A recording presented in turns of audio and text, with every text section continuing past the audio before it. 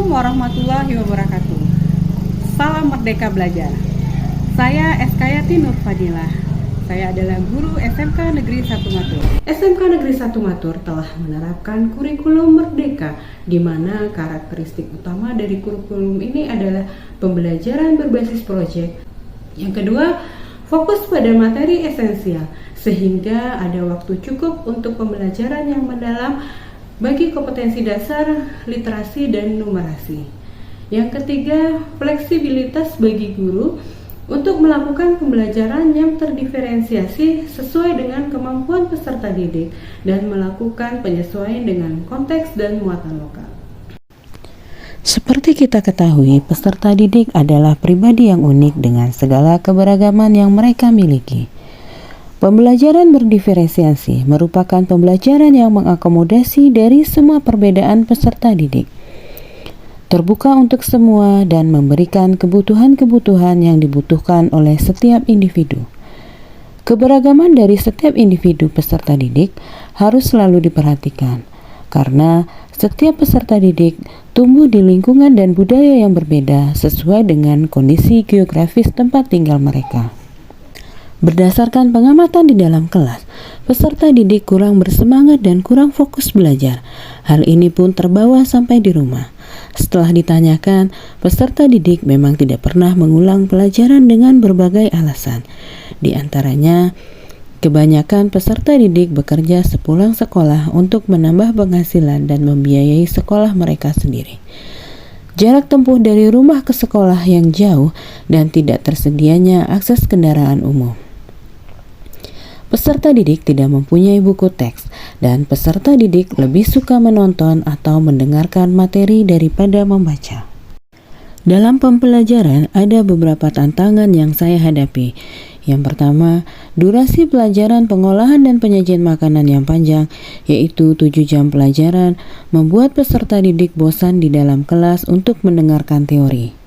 Yang kedua, dalam setiap materi pelajaran banyak menggunakan istilah asing yang dapat menyulitkan peserta didik dalam memahami materi.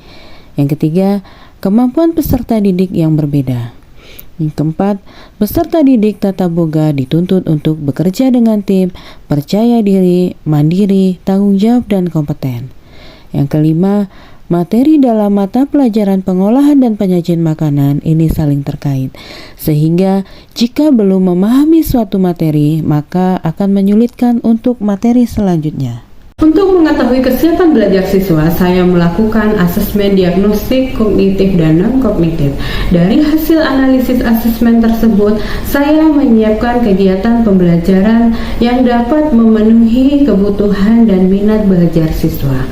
Maka, saya melakukan praktik baik yang saya beri nama Mari Kompak Belajar, Wujudkan Merdeka Belajar.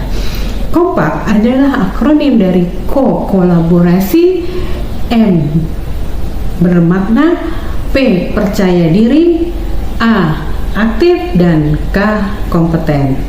Penerapan metode ini saya lakukan di kelas 11 Tata Boga pada materi saus dasar atau mother saus dan turunannya. Berikut adalah langkah-langkah pelaksanaan pembelajaran yang telah saya lakukan. Untuk kegiatan pendahuluan, guru menyiapkan kondisi kelas dengan memberi salam, mengajak peserta didik berdoa, dan mengabsen peserta didik serta mengecek kerapian peserta didik. Untuk membangkitkan motivasi dan melatih percaya diri, guru mempunyai sesi yang diberi judul "Semua Punya Cerita". Dalam sesi ini, akan ada satu orang peserta didik yang bercerita selama 15 menit. Dilakukan bergantian setiap minggunya. Peserta didik boleh bercerita tentang apa saja dan akan ditanggapi oleh guru ataupun teman-temannya. Ibu akan melaksanakan asesmen diagnostik. Selanjutnya, guru mengadakan asesmen diagnostik yang bertujuan untuk mengidentifikasi kompetensi, kekuatan, dan kelemahan peserta didik sehingga pembelajaran dapat dirancang sesuai dengan kompetensi dan kondisi peserta didik. Hasil analisis dari asesmen yang telah kita lakukan. Berdasarkan hasil asesmen diagnostik, guru dapat mengambil keputusan tentang metode apa yang harus diterapkan sesuai dengan kebutuhan siswa. Dikarenakan 85% peserta didik lupa materi yang telah dijelaskan minggu lalu, maka guru mengulang kembali menyampaikan tujuan pembelajaran dan menjelaskan kembali materi yang telah diberikan minggu sebelumnya.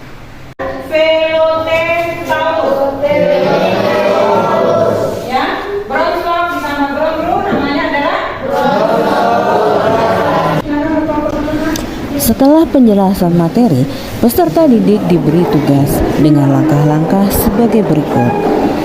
Pertama, peserta didik dibuat berkelompok yang anggota kelompoknya boleh memilih sendiri.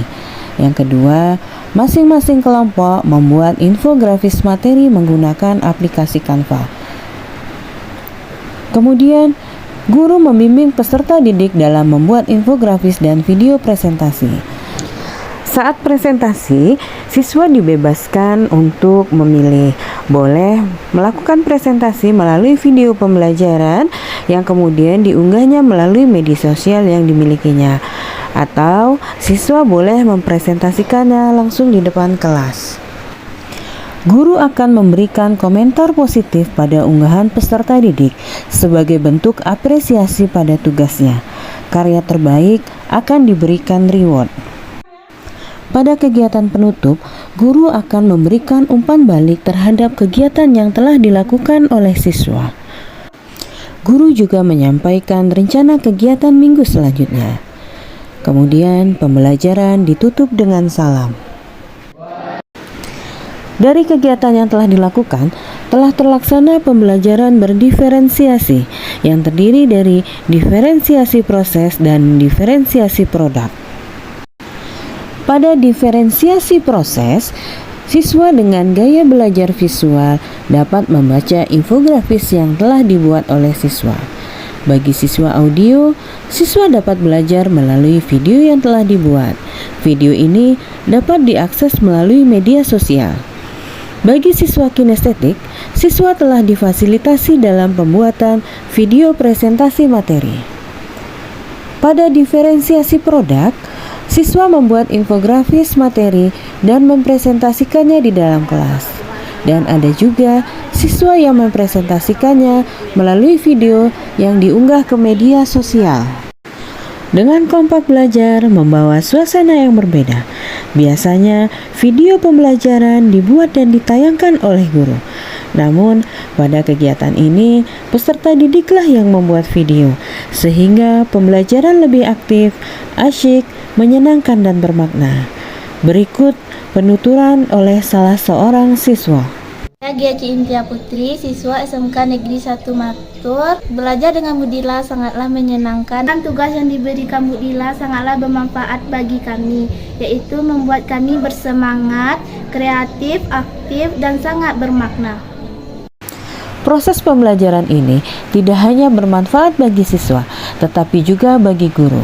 Di antaranya, guru semakin termotivasi untuk meningkatkan pengetahuan yang berkaitan dengan inovasi media mengajar dan strategi mengajar yang menyenangkan dan bermakna.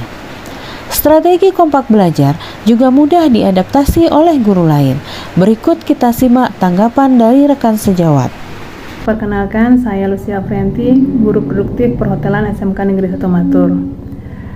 Saya sangat berterima kasih kepada rekan kerja saya, Ibu Eskayati Fadila, yang telah memberikan banyak inspirasi kepada saya mengenai metode pembelajaran yang beliau terapkan di kelas beliau. Dan metode tersebut telah saya praktikkan di kelas saya, dan ini sangat bermanfaat sekali bagi siswa saya. Saya Laura Novelia, guru Bahasa Indonesia SMK Negeri 1 Matur. Saya mau berterima kasih kepada rekan kerja saya, Ibu Eskayati Nurfadila, yang telah menginspirasi saya mengenai metode pembelajaran. Dari metode pembelajaran yang telah diajarkan kepada saya, lalu saya terapkan di kelas, itu membuat perubahan besar pada saya dalam kegiatan proses belajar mengajar. Demikianlah praktik baik yang telah saya buat. Semoga bermanfaat dan menginspirasi guru-guru seluruh Indonesia. Assalamualaikum warahmatullahi wabarakatuh.